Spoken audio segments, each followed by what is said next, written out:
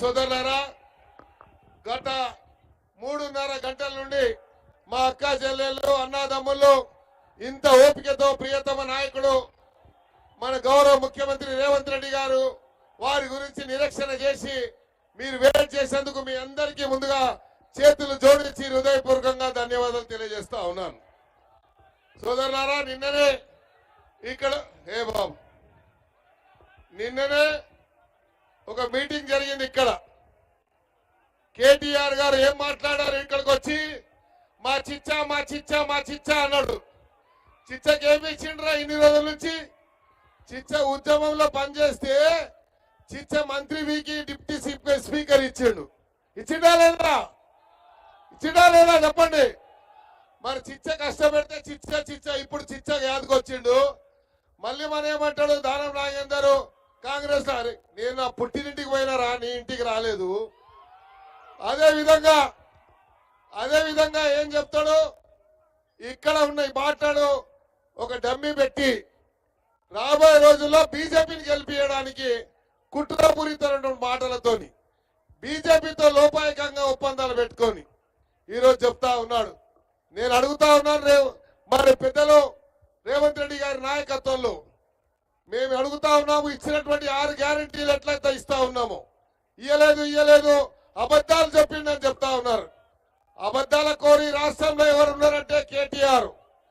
కేవలం హైఫై మనిషి ఆయన, మొత్తము గాలిలో తిరుగుతూ ఉంటాడు, గాలి మాటలు చెప్తా ఉంటాడు. మరి చెప్పేదంతానేమో శ్రీరంగ నీతులు చేసేటోనేమో ఇక సంగతి మీకు తెలుసు. ఈ రాష్ట్రంలోనంటే మూడు మాసాలలోనే ఎంతో మరి ధాన్యం పోయింది, ధనం పోయింది అని చెప్తా ఉన్నాడు. 3 మాసాలలో పోయిందంటే ఈ 9 సంవత్సరాలు ఎంత దోసుకున్నారో తెలియదు ప్రజలకి. మీ చరిత్ర అంతా మా దగ్గర ఉంది, స్పెషల్లీ నా దగ్గర ఉంది. ఒకరోజు ముఖ్యమంత్రి గారికి ఇస్తా, ఆయన కోర్టులో ఉన్న మనుషులందరి జాతకం నా దగ్గర ఉంది. మా గురించి చెప్పే నైతిక హక్కు లేదు, నీ దగ్గర పైరవీలు చేయలేదు, నీ దగ్గర పనుల గురించి రాలేదు.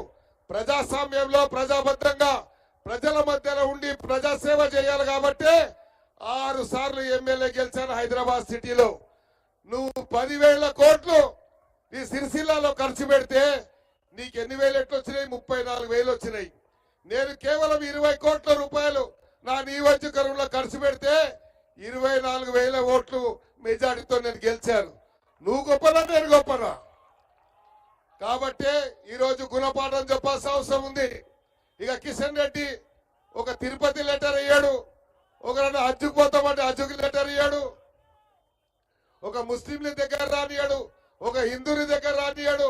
సొంత కార్యకర్తలు కష్టం వస్తే ఒక హాస్పిటల్ ఫోన్ చేయమంటే నేను చేయనంటాడు. అలాంటి అవసరం మీకు?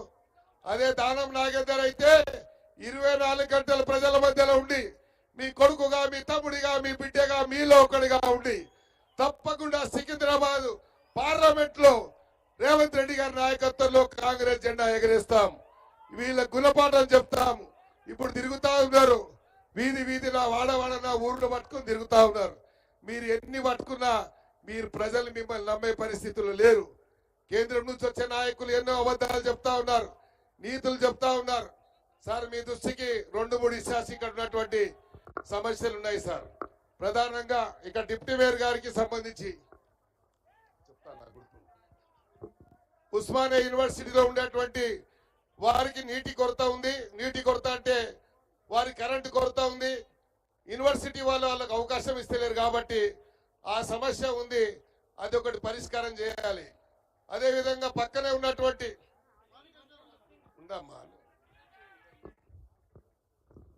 మాణికేశ్వర్ నగర్ లో నేను అంజన్ కుమార్ గారు పర్యటించినప్పుడు, నేను హెల్త్ మినిస్టర్ గా ఉన్నప్పుడు, హెల్త్ మినిస్టర్ అప్పుడు లేని ఎమ్మెల్యేగానే ఉన్నాను. అక్కడ పోయినప్పుడు మాకు హాస్పిటల్ కావాలన్నారు. దేవుడి దయ వల్ల నేను హెల్త్ మినిస్టర్ అయినప్పుడు ఖైరతాబాద్ లో 15 కోట్ల రూపాయలతో 50 పడకల హాస్పిటల్ ఇచ్చాను. అదేవిధంగా ఈ మాణికేశ్వర్ నగర్ లో హాస్పిటల్ శాంక్షన్ ఇచ్చాను. కానీ ఉస్మానియా యూనివర్సిటీ వాళ్ళు అది ఆపడం జరిగింది. నేను మొన్న ముఖ్యమంత్రి గారి దగ్గర మీటింగ్ అయినప్పుడు ఆడం సంతోష్ గారు, అదేవిధంగా శ్రీలతా శోభన్ రెడ్డి గారు చెప్పడం జరిగింది. ముఖ్యమంత్రి గారు చెప్పారు మొన్ననే, ఆ హాస్పిటల్ కు ఎంబడే ఎలక్షన్స్ అయిపోగానే శాంక్షన్ ఇస్తామన్నారు. యూనివర్సిటీతో మాట్లాడి అది కూడా సాల్వ్ చేస్తామని చెప్పారు. అదేవిధంగా ఒడ్డెరి సంఘం వాళ్ళు మున్ననే సార్ మీ నాయకత్వంలో మీ మీద విశ్వాసం ఉంచుకొని 2000 మంది ఎవరైతే బీఆర్ఎస్ పార్టీలో ఉండేలో వాళ్ళు నా సమక్షంలో ఇక్కడ ఉన్నారనుకుంటాను. ఒడ్డెరి సంఘం కుమార్ వీళ్ళందరూ కూడా నా సమక్షంలో మన కాంగ్రెస్ పార్టీలో చేరారు సార్. వాళ్ళకు ఒక ఒడ్డెరి కార్పొరేషన్ అడిగారు. ఈ 2-3 సమస్యలు ఉన్నాయి. తప్పకుండా ఈ 4 జూన్ అయిన తర్వాత వచ్చేది మనమే. కేంద్రంలో రాహుల్ గాంధీ గారు సికింద్రాబాద్ లో మీ అందరి దయ వల్ల నేను ఎంపీగా అయి నిరంతరం మీ కష్ట సుఖాల్లో పాల్గొని